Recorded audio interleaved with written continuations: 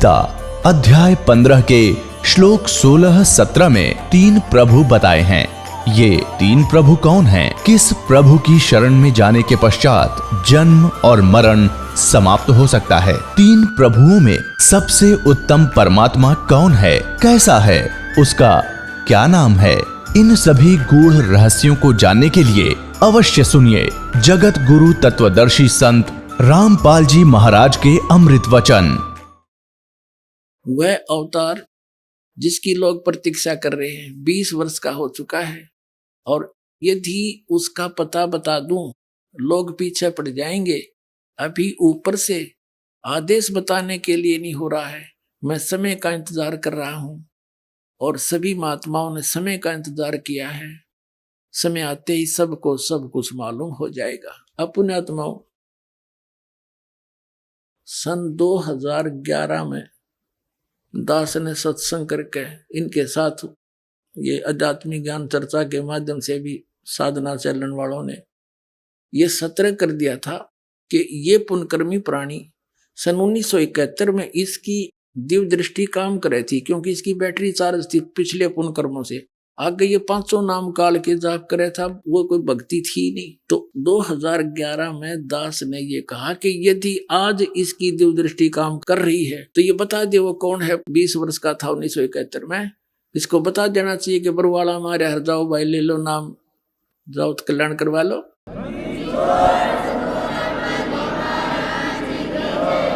लेकिन उस समय यू फ्यूज हो लिया था, इसकी बैटरी डिस्चार्ज हो चुकी थी, भक्ति खत्म हो गई थी, और गल के मेरे हाथ पैर इसके जिंदा लाश लिए फिर रहे थे इनको।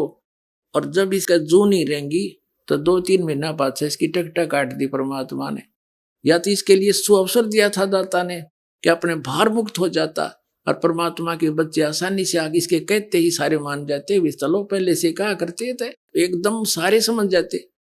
लेकिन इसने उस बात पर असर नहीं किया, इसलिए यो कुछ ही दिनों के बाद काल ले गया, इसने उठा कर छोड़ दिया दाता ने। ना 116 वर्ष जिया यो, इसलिए रखा हुआ था कि यू कह दे एक बार अपने मुख से, जाओ भाई वो आ रहा है जिसके बारे में 1971 में कहा था। तो ये भी क्रेडिट यो नहीं ले सका। तो पुण्यात्माओं, एक नास्त्रे दमस की आप भविष्यवाणी पढ़कर देखना इस दास के लिए। कहते हैं इस काल के लोक में कबीर साहब कहते हैं हमने अपनी महिमा आप पे बखानी, हमारे बारे में कोई दूसरा बतानिया नहीं कोई भी। आप पे आरती, आप पे साजे, आप पे किंगर, आप पे बाजे, आप पे ताल झांझ जनकारा, आप नचाफ देखनार, कह कबीर ऐसी आरती गाऊं, आप मध्य आप पे समाऊं। तो हमने आप पे बतानी पड़े ये सारी कहानी, मैं कौन हूं, मैं कौन हूं, कहाँ है, कैसे लाभ होगा। अब जैसे इन भविष्य वक्ताओं का तो काम इतना है जैसे कोई खगोल भगोल का ज्ञाता, और ये बता दे कि अभी परसों 6:35 पर सूर्य उदय होगा, और वो ना बताते तो भी होना था, क्योंकि तो परमात्मा का विधान है। तो इन्होंने बता दिया, अच्छी बात है कि वो ऐसे ऐसे है ना। तो परमात्मा ने तो पहले कह रखा कि जब सन 1398 भगवान आए थे तो 120 वर्ष रहे थे, 1518 में गए थे। उसी समय कह दिया था कि ऐसे ऐसे होगा, उसका वचन था जिसके वचन से सब ब्रह्मांड घूम रहे। उन्हीं के वचन से आज पूरे विश्व में ये शांति फैलेगी, सारा संसार भगवान की भक्ति करेगा, घर घर में शांति होगी, और सबके काम इतने सुख होंगे आप सोच भी नहीं सकते। तो उस परमात्मा का विधान था, ये ना बताते तो भी यो दिन तय आना ही था। बोलो सतगुरुदेव।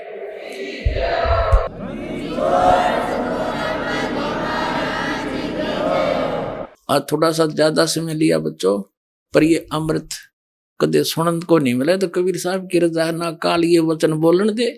क्रोथा कांड करा दिया था इन्होंने, लेकिन दाढ़ निकली सच्चाई के सामने, उन हार माननी पड़ी। और आज देखो परमात्मा की जय जयकार होगी, आपके ऊपर रहम किया दाता ने। बोलो सतगुरुदेव।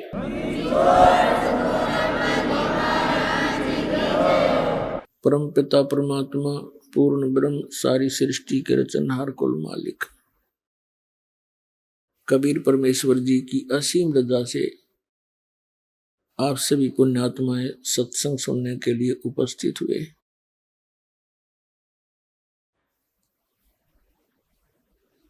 प्रथम तो मनुष्य जीवन मिलना दुर्लभ है,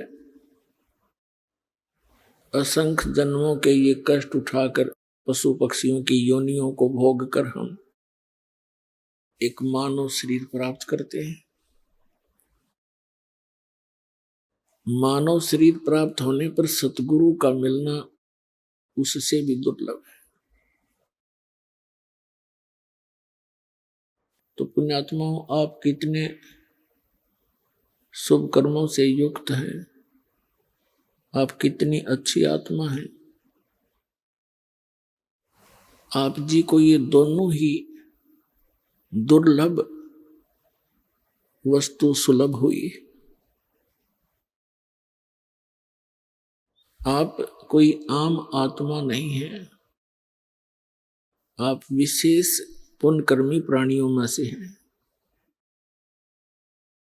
लखबर सूरा जूझ ही लखबर सावत दे, और लखबर यति जहान में तब सतगुरु शरणा ले। बहुत बहुत जन्मों तक आप परोपकारी प्राणी रहे हो, ऐसे शुभ कर्मी प्राणी आप रहे हो, कभी किसी का बुरा किया नहीं, परमार्थ में ही बहुत से जन्म आपने व्यतीत किए। लखबर सूरा जूझ ही लखबर सावत दे, लखबर यति जिहान में तब सतगुरु शरणा ले। और आप जी को परमात्मा कभी ना कभी किसी ना किसी युग में अवश्य मिले हैं, और जब परमात्मा मिलते हैं वो अपनी प्यारी आत्माओं को भक्ति से जोड़ देते हैं। जैसे 600 वर्ष पहले वो परमेश्वर परम अक्षर ब्रह्म सत्य पुरुष, जिसे संत भाषा में परम पुरुष भी कहते हैं, सत्य पुरुष भी कहते हैं,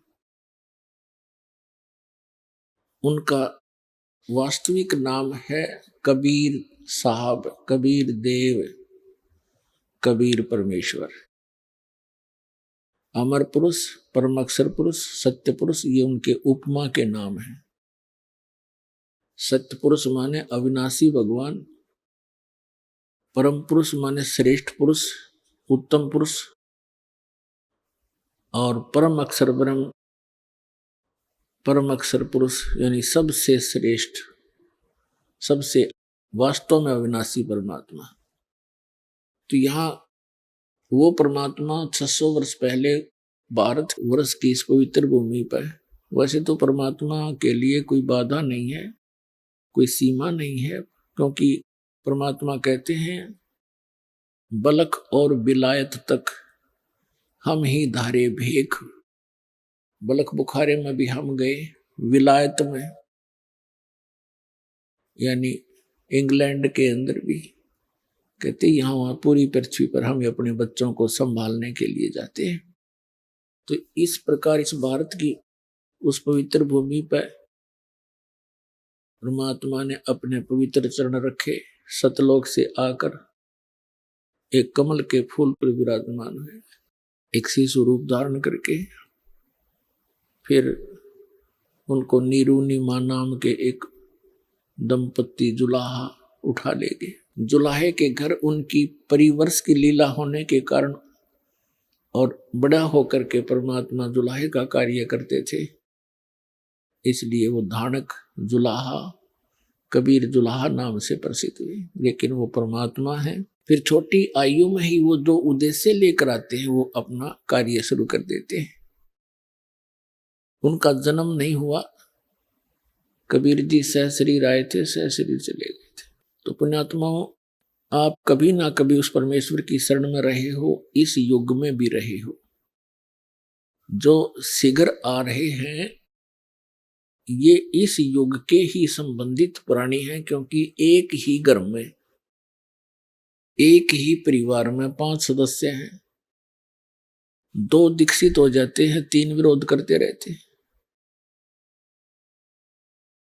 तो जो परमात्मा के पिछले संस्कारी हंस हैं वो तुरंत आ जाते हैं, और शेष विरोध कर रहे होते हैं वो भी कुछ दिनों में। परमात्मा दयालु हैं, जिस घर में भगवान की वाणी शुरू होगी, भगत मंत्र जाप करते हैं, तो उनके अंदर भी उसका असर होगा और धीरे धीरे फिर वो एक दिन उनके ऊपर जो पाप कर्मों का दबाव है वो हट जाएगा, उनकी आत्मा में फिर कुछ चेतना आएगी तो वो भी दीक्षित हो जाएंगे।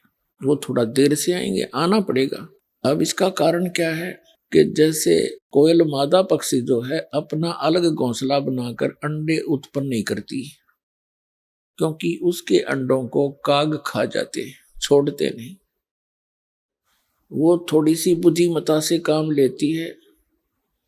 किसी मादा कौवी ने अंडे दे रखे हो घोंसले में, तो मादा कोयल भी जब वो कौवी कहीं चोगा चरने के लिए अपना आहार के लिए बाहर गई होती है, पीछे से उसके घोंसले में अपने अंडे उत्पन्न कर देती है।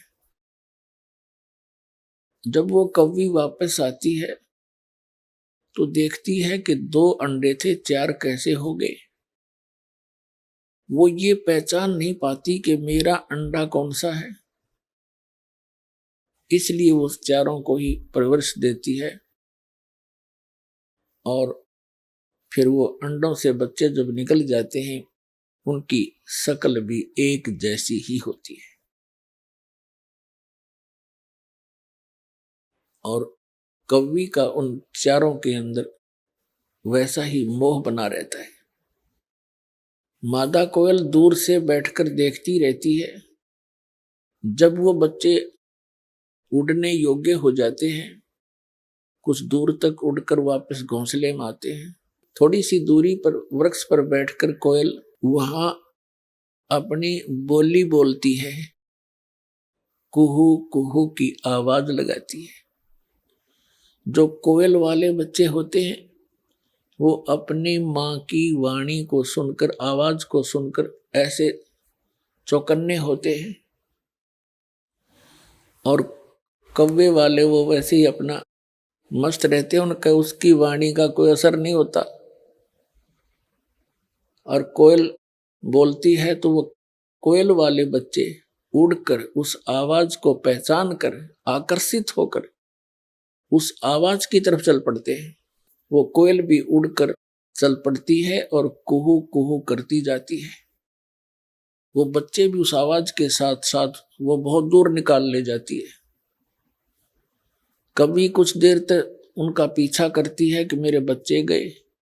जब वो बहुत दूर चले जाते हैं तो सोचती है कहीं दूसरों को कोई हानि ना पहुंच जाए, वो वापस आ जाती है, उनका पीछा छोड़ देती है।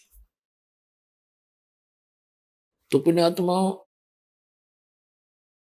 परमात्मा की ये वाणी, कोयल वाली वाणी समझो, अमृत वाणी, आप जी ने टीवी के माध्यम से सुनी हो या किसी पुस्तक का अध्ययन करके ग्रहण की हो, आप वो पुण्यात्मा है, परमात्मा के बच्चे हो और परमेश्वर ने अपनी वाणी बोलकर आपको आकर्षित कर लिया और आपको शरण में ले लिया क्योंकि आप उसके बच्चे हो।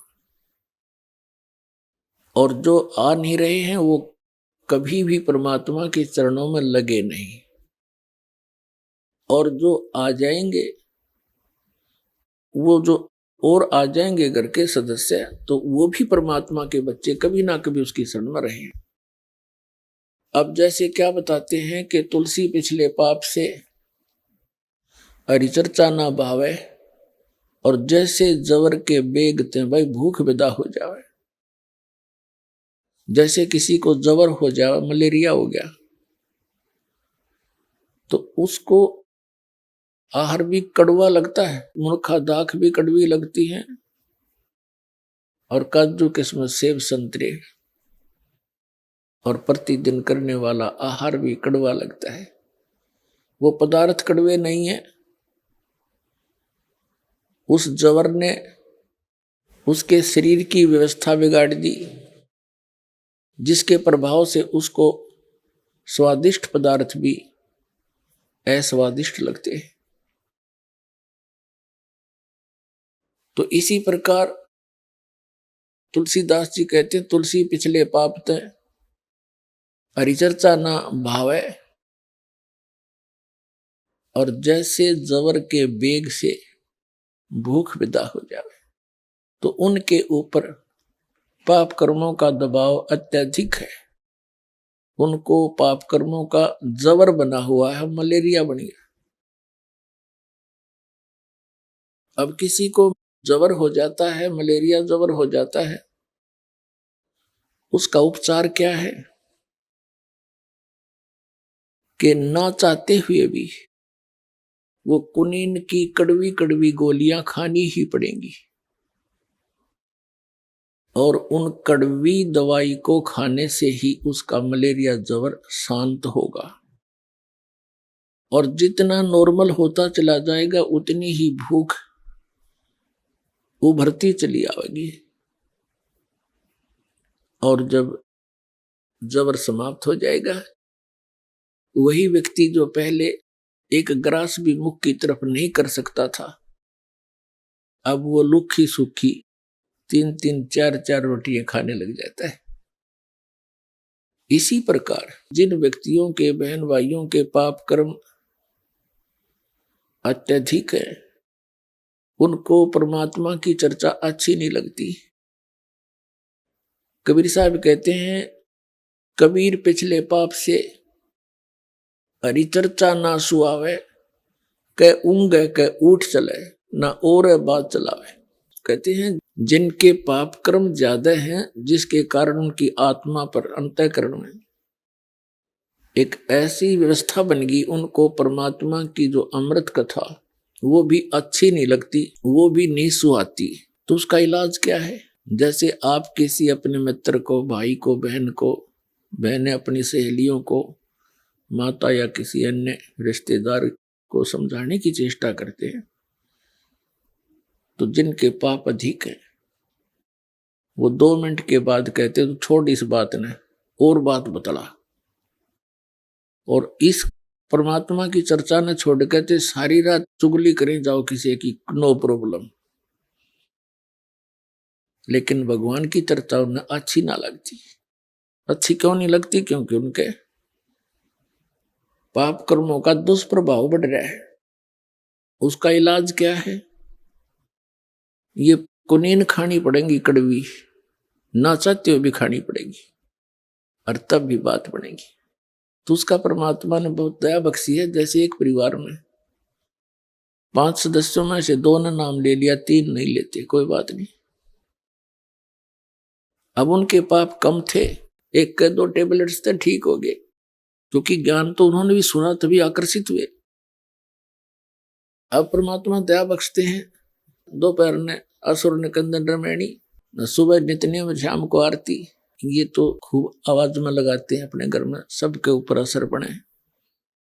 और बाकी उस घर के 2 सदस्य मंत्र जाप करते हैं, तो उस मंत्र के जाप की भी शक्ति अपने आप वहां फैलती है, उसकी प्रभाव फैलता है परिवार में।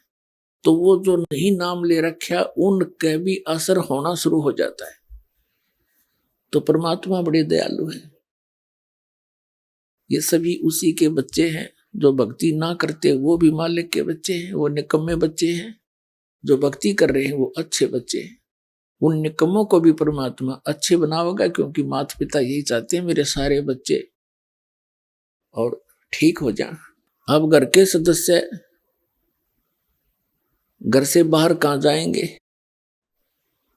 परमात्मा की वाणी उन्हें सुननी पड़ेगी, और कभी ना कभी वो बुखार उतर जाएगा, और फिर वो उनसे भी आगे बैठे पाओगे बरवाड़ा आश्रम में। तो ये परमात्मा का ऑपरेशन है।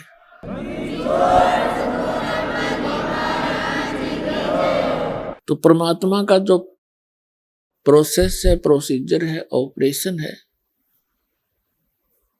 ये कंप्लीट होता है।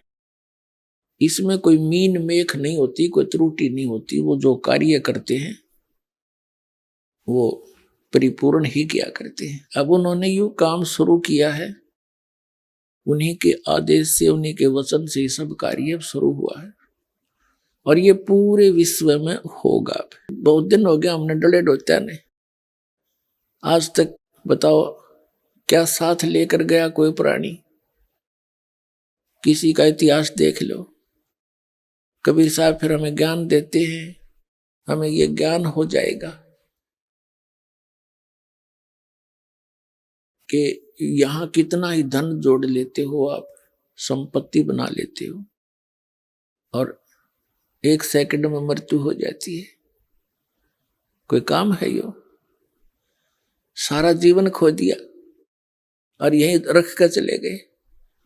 और एक आधा लड़का ऐसा निकम्मा पैदा हो जाता है, उसके जोड़े जाड़े नाश कर देता है। पाप का भागी वो बना जो सारी उम्र जोड़ता रहा और बर्बाद कर दिया बेटे ने। और मिलना वही है जो परमात्मा ने प्रारब्ध में लिखा है, किस्मत में जिसका है वही मिलेगा। जब तक वो परमेश्वर कबीर जी की शरण में नहीं आती, और परमात्मा कबीर जी की शरण में आने के बाद फिर तो कहने की आवश्यकता है को नहीं। आपके भाग्य में ना होगा तो देगा परमात्मा आपको, जो आपके लिए अनिवार्य होगा। कोई बकवाद मांगोगे वो नहीं देगा, क्योंकि आप अंडर ट्रीटमेंट हैं। आप परमात्मा के दरबार में मोक्ष उद्देश्य लेकर आइए, उससे फिर सारा ही लाभ हो जाएगा।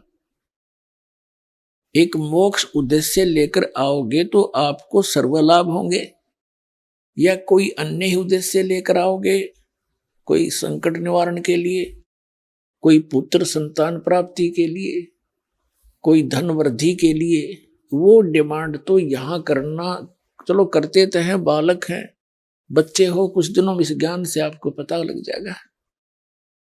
क्योंकि परमात्मा कहते हैं क्या मांगू, अपनी महिमा आप हमें समझाते हैं। क्या मांगू कुछ थिर ना रहाई, और देखत नैन चला जग जाई, 1 लाख पूत 1.25 लाख नाती, उस रावण के आज दीवान बाती। क्या बहादुर बंदे हाथी, आवत संग ना कोई जात संगाती, और क्या बहादुर बंदे हाथी, कहे कबीर अंत की बारी, जैसे हाथ जाड़ कर चले जुआरी। जैसे कोई संतान नहीं है वो संतान मांगने आता है,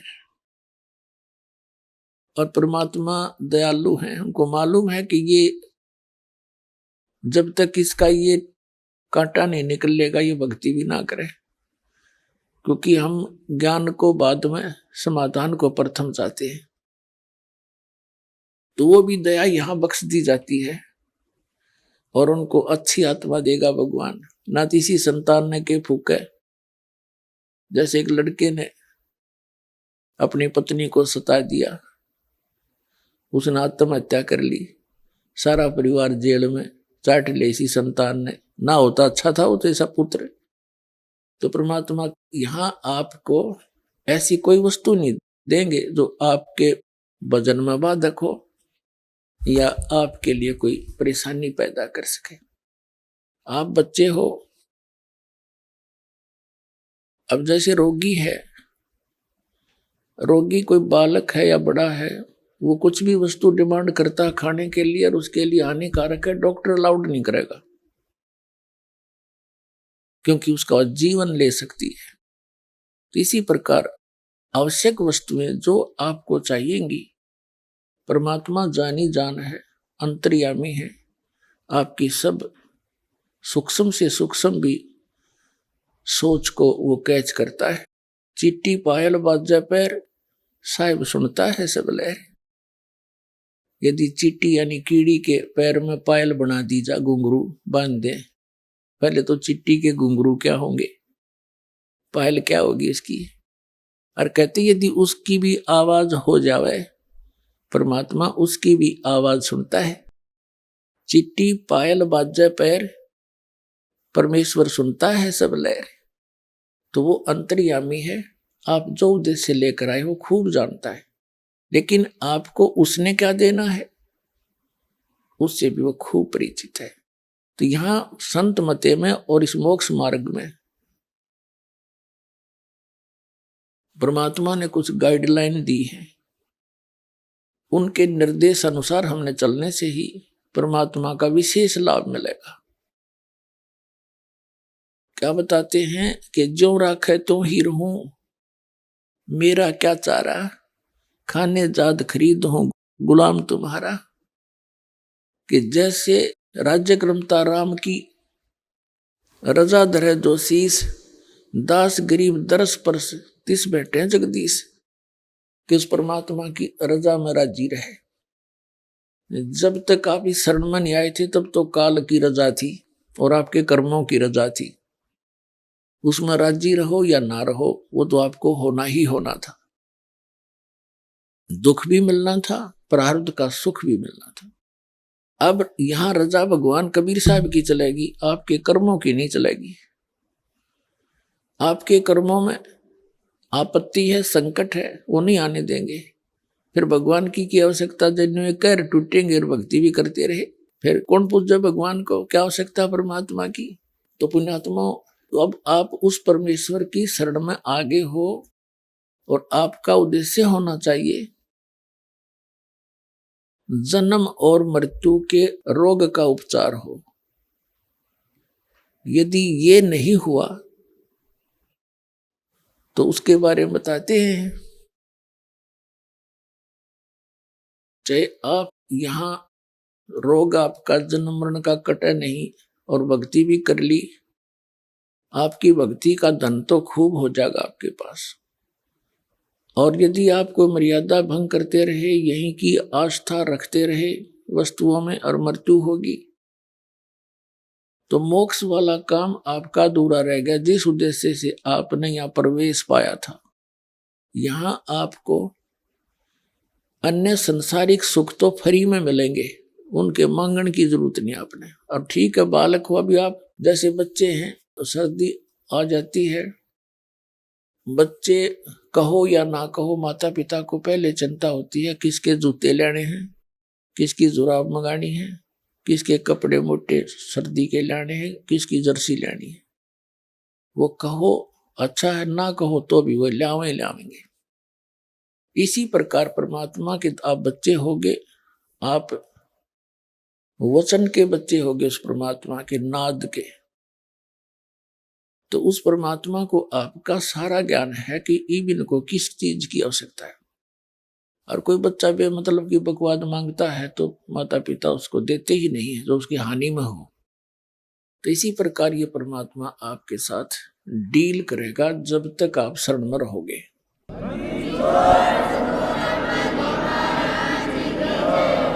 कई भक्त बताते हैं जी, जैसे यहां आपको संसारिक सुख तो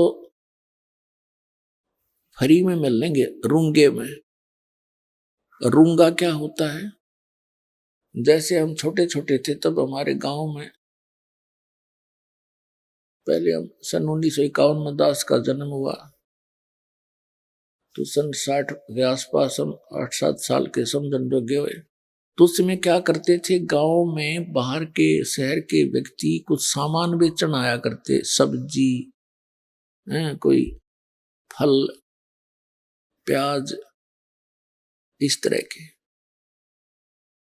तो वहां गांव के जो हमारी दादी ताई, वो क्या करती थी, जैसे उसने सब्जी ले ली, टिंडे ले लिए, और क्या करते थे वो व्यापारी बेचने वाला, एक तखड़ी के तराजू में एक तरफ तो वो अनाज डालती थी, पैसे होते नहीं थे, गेहूं, चने या बाजरा।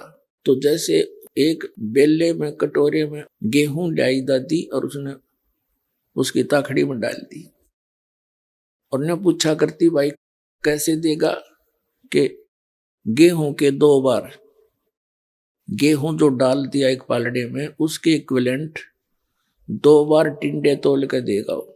वो तो ले लिया सौदा जो लेना था, उसके बदले में तो फाइनल हो गया। फिर नो क्या करती, भाई रूंगा और दे, रूंगा माने फ्री, वो एक टिंडा ठाकर और दे देता, अगले ना और दे भाई, वो एक और दे देता, छोटा सा, बुढ़िया राजी हो जाती। तो वो रूंगा है फ्री ऑफ कॉस्ट, और सौदा तो हो लिया, जो होना था वो तो उसका था ही। तो जो वास्तविक हमारा यहाँ उद्देश्य है वो तो आपके जन्म और मृत्यु के रोग का नाश करना है। हम सौदा तो वो देंगे आपको, और यहाँ के संसारिक सुख तो आपको रूंगे में देंगे, यानी फ्री ऑफ कॉस्ट, जिसका यहाँ कोई लिंक नहीं।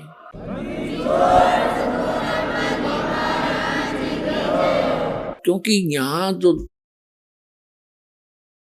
पूजा की जो विधि है वो ऐसी है परमात्मा की कि संसारिक सुख तो आपको होंगे ही होंगे, ये तो पक्का होंगे, लेकिन ज्ञान इसलिए साथ दिया जाता है कि कुछ दिनों में आपके पास इस माया का बहुत ज्यादा संग्रह होने लगेगा। परमात्मा के दरबार में कमी काहे की ना। तो क्या होगा कि परमात्मा फिर साथ साथ ज्ञान देते हैं कि यह माया तेरी दुश्मन भी है, इसका दुरुपयोग ना करना, सदुपयोग करना। अभी तो आप दर दर के भिखारी हो रहे हो, फिर देखना कुछ दिनों के बाद सच्ची लगन ते लगना, आन उपासना नहीं करना, मर्यादा में रहना। तो फिर ये संसारिक सुख तो यहाँ पहले मिलते हैं। जैसे किसान गेहूं बीजता है, उसका उद्देश्य गेहूं बीजना केवल भूस बनाना नहीं होता, उसका उद्देश्य अपना जीवन बचाना होता है कि मेरे परिवार को गेहूं मिले, कणक मिले, भूखे ना मरे। अब गेहूं के अंदर भूस तो पहले बनेगा, बाद में गेहूं बनते हैं। गेहूं बीजा जाता है तो उसका पौधा खड़ा होता है, वो बाद में जाकर बाली आती है, और उन बालियों में गेहूं होते हैं खाने वाले, और शेष सारा भूस होता है, वो पशुओं का चारा होता है। तो ये परमात्मा की भक्ति ऐसी है जो आपको दी जाती है। पहले तो भूस तो बने बनेगा, इसका हमारा उद्देश्य नहीं है आपको ये भूस बनाना या देना, भूस ही देना। हमारा उद्देश्य है मोक्ष, और इन मंत्रों बिना वो मोक्ष नहीं हो सकता, उस भूस के बिना गेहूं नहीं बन सकते। ये एक ऐसा लिंक है एक दूसरे का। जो स्टार्ट में आपको प्रथम मंत्र दिया जाता है, ये आपको ये संसारिक सुख ही देता है। और इसमें प्रथम मंत्र में जो फर्स्ट एंड लास्ट के जो मंत्र हैं, ये आपके मोक्ष के लिए आपकी भक्ति इसके साथ साथ बनती रहेगी जब तक सतनाम नहीं मिलेगा। तो ये जो इन 5 प्रधानों के नाम आपको दिए जाते हैं, आपका कनेक्शन कट गया, भक्तिहीन हो गए, पुनर्जन्म के पुण्य रहे नहीं, तो नए सिरे तो चार्जिंग लानी पड़ेगी। तो धीरे धीरे चार्जिंग बढ़ती चली जाएगी, आपकी बैटरी फुल हो जाएगी। कुछ भी काम करिए फिर तो कुछ ही दिनों में आपके बहुत काम सरेंगे, बहुत लाभ होगा। और अन्य व्यक्ति आपको देखा करेंगे, न सोचा करेंगे इनका क्या हो गया, ये कहां से आओ इनके इतना पैसा। एक भक्त बता रहा था जी, हमारे पड़ोसी यूं कहें कि यूं वहां जाता है बरवाला, और बरवाला के क्रोथा में हमारा आश्रम था, क्रोथा आश्रम, क्रोथा कांड हुआ जो बदनामी हमारी खूब करी थी न बेतुकी। वहां नोटा की बोरी पागी है, वहां पता नहीं कि बकवास पाई। तो जो ऐसे कहते हैं दूसरे पड़ोसी आपस में, जो कहेंगे वहां जाते हैं इनके महाराज जी पैसे देते हैं इन्हें, इनका साइकिल का भी ब्योत नहीं था और 2-2 गाड़ी चला आज।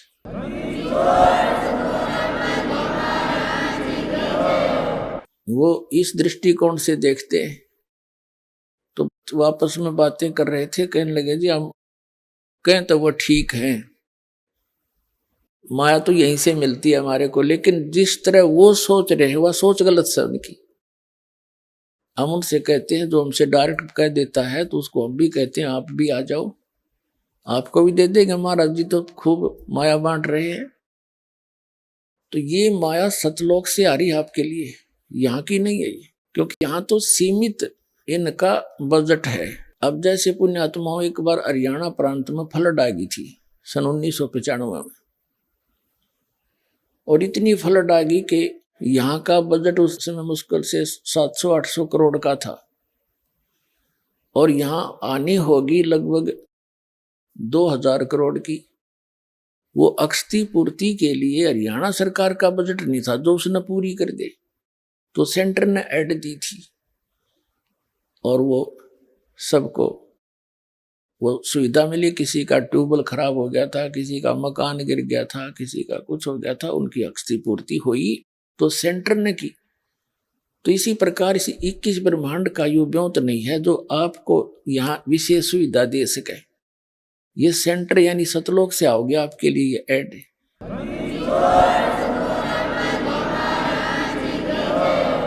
तो इस प्रकार आपने या तो चिंता छोड़ देनी चाहिए कि अब मुझे क्या मिलेगा क्या ना मिलेगा, लेकिन क्योंकि आप दूध के जले हुए हो, छाछ को भी फूकते हो बहुत दिनों तक, समय लगेगा, धीरे धीरे आपको विश्वास हो जाएगा और विश्वास ही परमात्मा आपको करा देगा, क्योंकि आपको सुख प्रारंभ हुए और आपका विश्वास दृढ़ होने लगा। आपको लाभ मिलेगा जब आप नियम ठीक रखोगे। यदि नियम ठीक नहीं रखोगे तो फिर बात नहीं बनेगी। जब लग हंसा हमरी आना और काल लगे नहीं तेरा बाणा। कबीर परमात्मा कहते हैं जब तक ये हे हंस, ये प्यारी आत्मा मेरी शरण में रहेगा तब तक हे काल तेरा कोई अटैक उस पर नहीं हो सकता। और ये परमात्मा के जो नियम हैं ऐसे समझ लेना जैसे लक्ष्मण रेखा होती है। कौन कौन से नियम है? आन उपासना नहीं करनी, जो दास भक्ति बताता है इसमें सभी पूजाएं आ जाती है। इसके अतिरिक्त कोई और पूजा आप अपनी परंपरागत करते हो तो वो शास्त्र विधि को त्याग कर आपका मनमाना आचरण है। श्रीमद् भगवत गीता अध्याय नंबर 16 के श्लोक नंबर 23-24 में कहा कि अर्जुन, शास्त्र विधि को त्याग कर जो मनमाना आचरण करते हैं उनको न तो सुख होता है, न उनको कोई सिद्धि प्राप्त होती है, न उनकी परम गति होती है। यूजलेस। फिर क्या फायदा डरे ढोने का। और शास्त्र में कुल साधना कौन सी है? पवित्र वेदों में, पवित्र श्रीमद् भगवत गीता में और पवित्र सूक्ष्म वेद जो कबीर परमेश्वर के द्वारा दिया गया अमृत ज्ञान सच्चिदानंद घन ब्रह्म की वाणी में जो भी साधना लिखी है उसके अतिरिक्त जो भी हम साधना करते हैं, भक्ति करते हैं, वो शास्त्र विधि को त्याग कर मनमाना आचरण है। चाहे वो पुराणों से आपने लिया है, चाहे आपने किसी उपनिषद से वो भक्ति ली है, साधना ली है, यदि वो इन परमात्मा के वेद और गीता से नहीं मिलती तो यूजलेस है।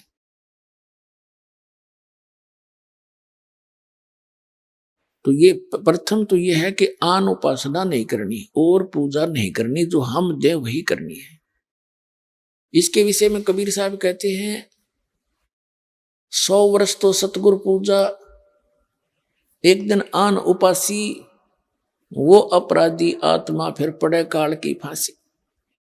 कहते हैं 100 वर्ष आपने अपने गुरु जी के द्वारा बताई हुई यथार्थ भक्ति कर ली और एक दिन आन उपासना कर ली, कहते थे न बैठा दिया, सारा काम बिगाड़ दिया, नाम खंड हो गया, परमात्मा रूठ गया।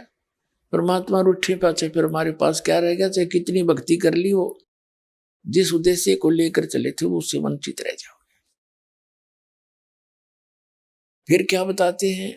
परमात्मा की शरण में आने के बाद आपके ऊपर किसी भी देवी देवता, भूत प्रेत, भैरव बैताल का कोई असर नहीं हो सकता।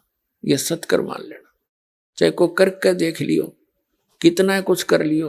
हमने बहुत से प्रमाण भी बता रखे हैं आपको बहुत बार, जो यहाँ भक्त आते हैं जिनके ऊपर इन सियाने सप्टिया ने खूब करके देखा, कोई असर नहीं हुआ, उल्टे वही दुखी हो गए। तो उन्होंने स्वयं फोन करके बताया हमारे बच्चों को, हमारे भक्तों को कि भाई आपकी भक्ति अनमोल है, आज तक हमारे मंत्र किसी पर निष्क्रिय नहीं हुए थे, आप पर यह कारगर सिद्ध नहीं हुए और आप सही लगे हुए। तो पुण्यात्माओं, ये कोई बालकों का बताया मार्ग नहीं है। खुद धनी ने आकर यो ज्ञान दिया अपने बच्चों को जो दास के पास उपलब्ध है।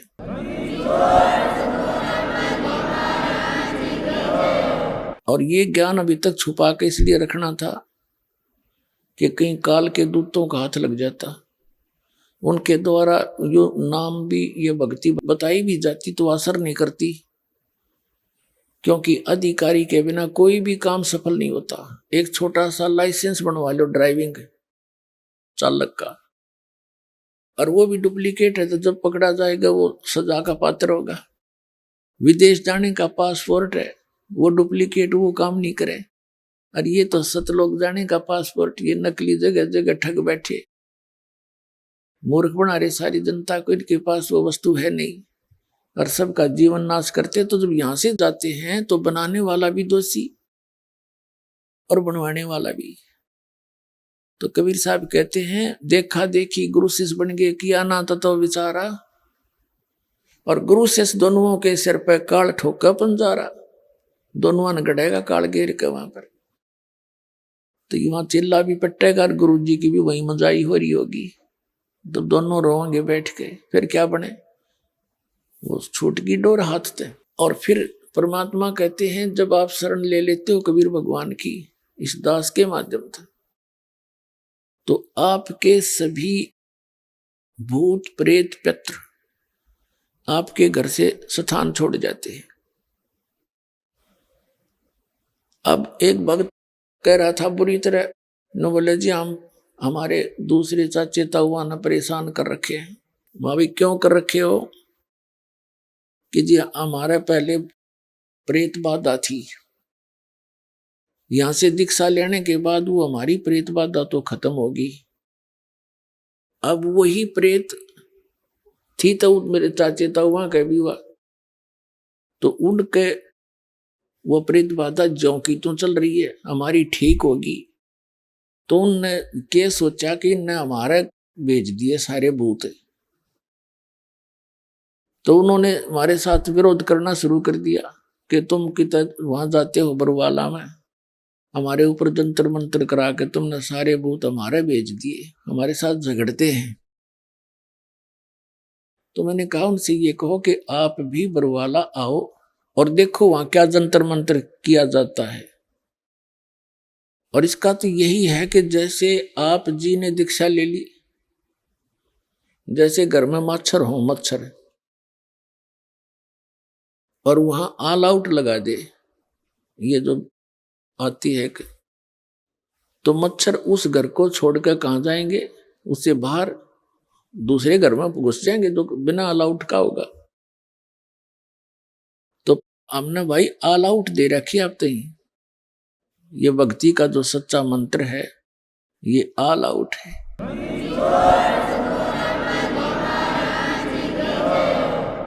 और उनसे भी कहो कि वो भी आके यहाँ ले लें ऑल आउट, वो फिर अपने आप वो भी सुखी हो जाएंगे। अब जैसे कबीर साहब कहते हैं कि एक समय ये जितने भी भैरव भूत पित्र और ये देवता देवी मेरे पास आकर खड़े हो गए और कहने लगे, जो आपकी पूजा करते हैं, आपको मानते हैं, वो हमें नहीं पूजते। अब हमें बताओ हम कहाँ जाएं, हमें ठौर बताओ। कबीर साहब ने कहा, जो मेरी पूजा नहीं करते वो तुम्हारे लिए ही है, उनको लूटो खाओ। देवी देव ठाडे भये, देवी देव ठाड भये, हमको ठोर बताओ, जो मुझको पूजे नहीं उनको लूटो खाओ। जाओ तुम जो मुझे नहीं पूछते खाओ।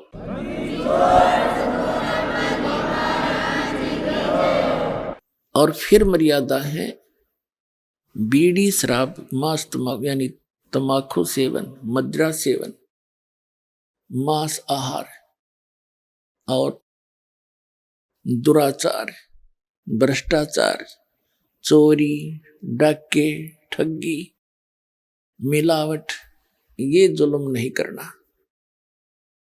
पुणात्माओं, जब भगवान राज्य प्रसन्न हो गया तो सब कुछ मिल गया, और परमात्मा रूठ गया तो सब छूट गया। तो सबसे पहले हमने ये डर कर रहना चाहिए कि भगवान रुष्ट ना हो। रूठो जग सारा, रूठो ना परमेश्वर हमारा, इन्हीं का है परम सहारा। हमने है भी इसी नहीं का, हमें ज्ञान नहीं, ज्ञान होने के बाद भी फिर हम जानबूझ के गलती करें तो ऐसा अनजान फिर भगवान नहीं तो आपकी फिर भी मदद करेगा नहीं। इतना ज्ञान दिया जाएगा कि इंसान गलती नहीं कर सकता भूल के भी, ना चोरी कर सकता, ना जारी कर सकता, ना रिश्वत ले सकता। जहर दिखाई देगा, किसके लिए लेंगे? तो ये जो मर्यादा आप रखोगे फिर परमात्मा की बरकत देखना। अभी हम अपने हिसाब से तो चल ही रहे थे, दूनी बिरान मट्टी करवा ली, अपनी जीव संज्ञा की सोच से तो हम चल ही रहे थे, कुछ भी लाभ नहीं हो रहा। अब इस दास के बताए अनुसार परमात्मा पर विश्वास करके देखो कुछ दिन, फिर देखियो आपको क्या सुख होगा। आपकी जबान का थूक सूख जाएगा दूसरे को बताते बताते।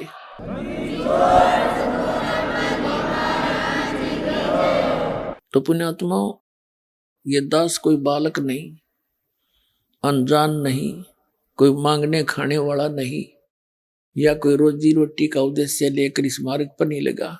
दास को 2 रोटी परमात्मा ने खूब दे रखी थी 2 समय की। जूनियर इंजीनियर इन इरिगेशन डिपार्टमेंट हरियाणा में दास नौकरी करता था और भाग्य उदय हुआ परम संत स्वामी रामदेवानंद जी के चरणों की धूल मिली, एकदम जीवन बदल गया। जिस टारगेट को लेकर जी रहे थे वो तो कति नकली दिखाई दिया। जो उद्देश्य था मूल इस मनुष्य जीवन का, उसको आपने पता ही नहीं था। उस ज्ञान से, उस परम संत के बताए ज्ञान से अंतःकरण में एक न्यारी रोशनी हुई। और फिर 17 फरवरी अमावस्या 1988 को दास को दीक्षा की भीख मिल गई। उस दिन के बाद अपनी नौकरी भी करता था, परमात्मा की भक्ति दिन रात करता था, क्योंकि यह भक्ति ऐसी है जो प्रारंभ से लेकर आज तक भक्ति यही है और है ही नहीं।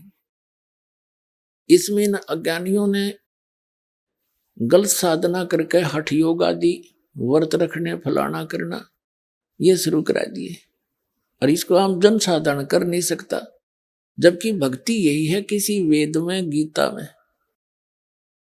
या परमात्मा के गौड़ जीवन ज्ञान कबीर वाणी में देख लो। नाम उठत नाम बैठत नाम सोवत जाग बे, नाम खाते नाम पीते नाम से लाग बे। चलते फिरते बैठते उठते हैं, उस मालिक का जाप करना है, नाम से मोक्ष होगा। तो ये दास अपने सर्विस भी करता था, क्योंकि इसने जो दैनिक कार्य के बाद हमारे पास घना समय है, और जब तक हम इस भक्ति मार्ग पर ज्ञान पर नहीं लगते तो हमने वो समय जो हमारा भक्ति में लगना था वो गलत जगह लगाते थे। या तो किधर गप्पे मारा करते बैठ के पार्क में, या किधर और मित्र रिश्तेदार के पास से हम जा खड़े होते, या फिर गुटी लगाने लग जाते, या ताश खेलते थे, या राजनीति की बतलाया करते, या किसी की और निंदा चुगली कर लेते, या फिल्म देखने लग जाते आंख फाड़ के। तो वो जो समय हम बर्बाद किया करते थे, उसी समय को अपने पेट वाले समय से निकाल कर, जो अपना निर्वाह वाले समय के अतिरिक्त बहुत समय हमारे पास, जैसे 8 घंटे ड्यूटी है तो 16 घंटे से 6 घंटे सो ले, 10 घंटे फिर क्या काम है, रोटी भी खा ले, नहा भी ले उस मत है, और फिर भी समय बच गया। घंटा 2 घंटा 3 घंटे मालिक का सारे दिन में भी समय मिल गया, नहीं समय बेड़ा पार हो जाएगा। तो ये दास सर्विस भी करता था और अपनी भक्ति करता था।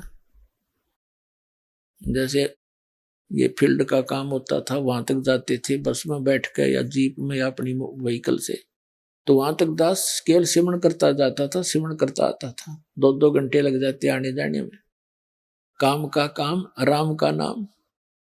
ऐसे ही आप यहाँ से बैठते हो, कोई तो बेचारे 24-24 घंटे सफर करके पुण्यात्मा आते हैं मालिक के दरबार में, भगवान के बच्चे, कोई 2 घंटे, कोई 4 घंटे। तो उस दौरान अपना ज्यादा से ज्यादा मंत्र में ध्यान रखें। वो तो समय आप पैक हो गए, उसमें तो कि और सोच भी नहीं सकते, कुछ कर भी ना सकते।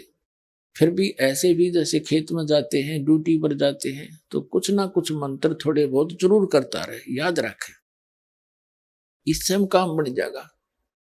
ये कोई ना सोचा अब भाई पूरी शांति हो लेगी फिर भक्ति करेंगे, शांति कब होगी? अब एक व्यक्ति था, परमात्मा कहते हैं जो जन मेरी शरण है ताका हूं मैं दास, और गेल गेल लग गया फिर जब लग धरती आकाश। एक व्यक्ति था परमात्मा का पुनर्जन्म का कोई भक्त, अब वो किसान था। अब परमात्मा कहते हैं जो मेरी एक बार शरण में आ गया किसी भी युग में। आइए अब हम उन श्रद्धालुओं के अनुभव जानते हैं जो जगत गुरु तत्वदर्शी संत रामपाल जी महाराज जी से दीक्षा प्राप्त कर चुके हैं तथा उनके द्वारा बताए गए भक्ति मार्ग पर चल रहे हैं। नमस्कार सर। सत साहेब। सर क्या नाम है आपका? अनिल कुमार रस्तोगी। अनिल जी आप कहाँ से हैं? ग्राम चकदा, जिला बरेली, धौरा डंडा। अनिल जी आपने संत रामपाल जी महाराज से नाम दीक्षा कब ली? 17 तारीख 11वां महीना सन 2013 में। अनिल जी कृपया हमारे दर्शकों को बता सकते हैं कि आपने क्या क्या भक्ति साधनाएं की हैं? सर जी समाज में प्रचलित जो भी सारी साधना है वो लगभग जैसे कि पूर्णागिरि जाना और जागरण देखना, ये सब मतलब कुल मिला के सभी करते थे। एक कोई अनोखी अकेली नहीं थी, जो भी समाज में है सारी करते थे। अनिल जी क्या कारण बना कि आप संत रामपाल जी महाराज जी की शरण में गए? संत रामपाल जी महाराज की शरण में आने का कारण क्या था सर जी? हम एक जगह काम करते थे, दुकान में बैठ गए। हम जैसे कि रस्तोगी हैं तो सुनारी का काम करते थे, बनाने वाला, लेडीज़ माल बनाते थे। तो वहाँ पे एक हमारे भगत भाई आते थे, वहाँ बैठते थे और वो गुरु जी की, संत रामपाल जी महाराज की ज्ञान चर्चा करते थे। ज्ञान चर्चा करते करते हमें ये भी बताते थे कि कबीर साहब भगवान है, कबीर साहब पूर्ण परमात्मा है। वैसे ऐसे पृथ्वी पे संत रामपाल जी महाराज आए हुए हैं। तो हमको उनकी बात कोरी बकवास लगती थी, क्योंकि हमने कभी आज तक सुना ही नहीं कि कबीर साहब भगवान हो सकते हैं। तो उस आधार पे हमने उनसे, तो क्योंकि वो हमसे कुछ बड़े थे और कुछ थोड़े हमसे ऊंची लेवल में थे वो, तो उनका जवाब नहीं देना हम पसंद करते थे। शाम को 7:30 बजे एक बार सत्संग आया, वो सत्संग के ही दौरान आ गए हमारी दुकान पे। उनका मेन उद्देश्य यही रहता था कि हम वहाँ पहुँचें और उनको ज्ञान गुरु जी का सुनवाएं। संत रामपाल जी महाराज का ज्ञान सुना हमने और बहुत अजीब सा लगा हमें, क्योंकि वो मालिक का जो संत रामपाल जी महाराज का ज्ञान है वो शास्त्र अनुकूल साधना है, तो वो आज तक किसी ने बताया नहीं, इसलिए वो बहुत अजीब सा लग रहा था हमारे लिए। लेकिन फिर भी हम सुनते रहे, मन में जहर उगलते रहे, एकदम बहुत बुरा लगा। लेकिन सर जी वो 4 महीने हमने संत रामपाल जी महाराज का सत्संग सुना और सुनते सुनते हमको 4 महीने हो गए। 4 महीने के बाद हमको संत रामपाल जी महाराज के आश्रम में, जिला हिसार हरियाणा में जो आश्रम है बरवाला, जो सतलोक आश्रम है हमारे संत रामपाल जी महाराज का, वहाँ हमने नाम दीक्षा लिया गुरु जी से। सर संत रामपाल जी महाराज से नाम दीक्षा लेने के बाद आपको क्या क्या फायदे हुए? सर जी लाभ तो संत रामपाल जी महाराज की शरण में आने से हमको बहुत कुछ मिले। अब हम 2-1 ही लाभ आपको बता पाएंगे। जैसे कि हम 8-10 साल से परेशान थे, इतने परेशान थे उस बेल्डिंग के कारण। जो हमारी गांठ बनी थी पेट में, वो एक तरह से हम क्या कह सकते हैं, जांच तो नहीं कराई लेकिन हम कि वो कैंसर जैसी गांठ हो सकती है हमारी, क्योंकि हमारे घर में परिवार में कई लोगों को कैंसर हो चुका था। तो वो अब 8-10 दिन के बाद जो 10 साल पुरानी जो हमारी गांठ थी, वो 8-10 दिन में ही वो गांठ हमारी गुरु जी संत रामपाल जी महाराज ने ऐसी दया करी, वो बिल्कुल ठीक हो गई और हमको पता भी नहीं चला। फिर हमारे के लिए भक्ति की एकदम मतलब ललक जो है बहुत तेज़ी से जाग गई। वो हम करते रहने के बाद में हम अपने फैमिली में भी समझाते रहे और बहुत सारे हमको लाभ हुए। हमारे पिताजी जो थे उनके इस साइड में यहाँ पे जो है वो मतलब जो है एक ट्यूमर था, इतना छोटा था पहले, तभी मेरे को शक हो गया था कि ये कैंसर का रूप ले सकता है। तो मैं पापा को अपने समझाता रहता था कि पापा ऐसे करके ये गुरुजी का ज्ञान है, आप समझो। लेकिन मैं समझाता रहा, वो नहीं समझ पाया, मैं समझाता रहा, ऐसे करके काफ़ी दिन चलेगा, वो इतना बड़ा हो गया था। लास्ट स्टेज में पापा हमारे रोते थे, बहुत रोते थे, और लेकिन हम कुछ नहीं कर पाते थे। हमारी भी ऐसी कि अगर आप संत रामपाल जी महाराज से नाम दीक्षा लो लोगे तो हमारी भी दुख परेशानी दूर हो जाएगी, क्योंकि हमारे पास इतना पैसा नहीं है जो हम आपको कहीं दिखा सकें। तो होते करते क्या हुआ, एक दिन रात में उनका हमारे पास फ़ोन आया पिताजी का कि बेटा चलो ठीक है, हम नाम दीक्षा ले लेंगे। हम सुबह को आए और उनको, अपने पिताजी को हल्द्वानी सेंटर पे मतलब जो है संत रामपाल जी महाराज से नाम दीक्षा दिलाई। नाम दीक्षा दिलाने के बाद में उनको फिर गुरुजी भी कहते हैं कि ट्रीटमेंट भी कराया। ट्रीटमेंट कराने के बाद में जो कीमोथेरेपी होती है वो कराई, 7 कीमोथेरेपी में, जिसकी 60 साल की उम्र लगभग, और ब्लड में जो है उनको चढ़ना था। डॉक्टर ने बोला था कि ब्लड चढ़ाएगा, लेकिन उनको एक बूंद भी ब्लड नहीं चढ़ा, और जबकि शुगर भी उनको कम से कम 550-600 रहता था। 60 साल की उम्र, 550-600 शुगर रहती थी, और कीमो की थेरेपी होना थी, रेडियोथेरेपी होना थी, तो ब्लड का तो समझ लो कि पहाड़ ही टूटना था हम पे। कम से कम 8-10 बोतल तो ज़्यादा ही लग जानी थी। वो मालिक की दया से, संत रामपाल जी महाराज की दया से एक भी बूंद का ब्लड नहीं मांगा डॉक्टर ने, कहने के बाद भी नहीं मांगा फिर, और मालिक की दया खूब हुई हम पे। फिर क्या हुआ सर जी, हमारे पापा एक बार डॉक्टर के जैसे हर तीसरे महीने जाते थे चेकअप कराने के लिए, तो वो एक कंप्लेंट करवाए थे डॉक्टर से कि डॉक्टर साहब हमारे को मिर्च बहुत लगती है। तो डॉक्टर बोले कि सिमरन प्रसाद, आप कहते हो कि आपको मिर्च लगती है, लेकिन मैं कहता हूँ कि आप जिंदा कैसे हो। क्यों? क्योंकि जो इसका इतना बड़ा कैंसर हो, वो तो एसआई के थ्रू उन्होंने भर्ती कर लिया था हमारे लिए, नहीं तो वो हमें धक्के मार देते कि भाई तुम नहीं करा पाओगे, ले जाओ। वो इतना बिल्कुल प्लेन हो गया, और संत रामपाल जी महाराज की दया से बिल्कुल ठीक हो गए, अच्छे हो गए पूरी तरह से। जैसे कि सर जी हमारे एक बच्चा है छोटा सा, विशाल नाम है उसका, उसको एक चिकन कोश टाइप की बीमारी हो गई थी नाम दीक्षा लेने से 1 साल पहले। तो हमको उसको डॉक्टर ने बताया, इंजेक्शन लगवाया, वो ठीक हो गया था। नाम दीक्षा लेने के बाद में एक बार फिर से उसको वही चीज़ और आई गई। तो हमने सोचा कि ये पहले भी हो गया था तो अब भी हो गया है, तो हम लेके गए। उन्होंने बोला कि इसको तो खसरा है, मोटा वाला, बड़ा वाला खसरा बोलते हैं, इसको आप क्या करोगे कि घर में झाड़ू नहीं लगाना, छौंकन नहीं करना, ऐसा नहीं करना, वैसा नहीं करो, इसको मालिश से झाड़वाना मतलब। वो सब संत रामपाल जी महाराज ये जो है मना करते हैं, ये आपको नहीं करना है, हमें करना नहीं होता है वो स्टंट घंट मतलब जो है। तो हम तो बड़े परेशान हो गए कि हमारे बराबर में जो है सारे रिश्तेदार रहते हैं, वो कहेंगे कि ये तो कुछ करता है नहीं है, बच्चे को मार देगा ऐसे। तो मैंने जो है गुरुजी से, संत रामपाल जी महाराज से प्रार्थना लगाई, और प्रार्थना लगाने के बाद वहाँ से जवाब मिला कि आप परमात्मा कबीर साहब दया कर देंगे, भक्ति करो। सर जी मैं आपको क्या बताऊं कि प्रार्थना लगाने के बाद मैं इतना झंझोर हो गया था कि मेरे को रोना आ गया था कि लड़का इतना परेशान था, वो 10 मिनट में ही मेरी गोद से निकल के और वो खेलने कूदने लगा। यानी 10 मिनट में उसको इतना आराम मिला तुरंत।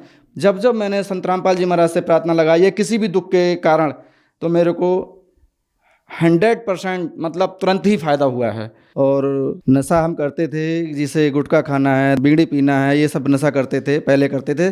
और संत रामपाल जी महाराज की शरण में आने के बाद हमको इन सब चीज़ों से दूर रहते हैं, उसको हाथ भी नहीं लगाते। अनिल जी, संत रामपाल जी महाराज से नाम दीक्षा लेने के बाद आपको बहुत सारे लाभ मिले, तो संत रामपाल जी महाराज से नाम दीक्षा कैसे ली जा सकती है? संत रामपाल जी महाराज से नाम दीक्षा ऐसे ली जाती है सर जी कि जैसे कि विभिन्न चरणों पे गुरु जी संत रामपाल जी महाराज का सत्संग आता है, उस पर एक पट्टी चलती है, उस पर आश्रम के नंबर दिए हुए होते हैं, उन पे आप फ़ोन करके और अपना नज़दीकी संपर्क करके वहाँ से नाम दीक्षा ले सकते हैं। धन्यवाद सर। सत साहेब।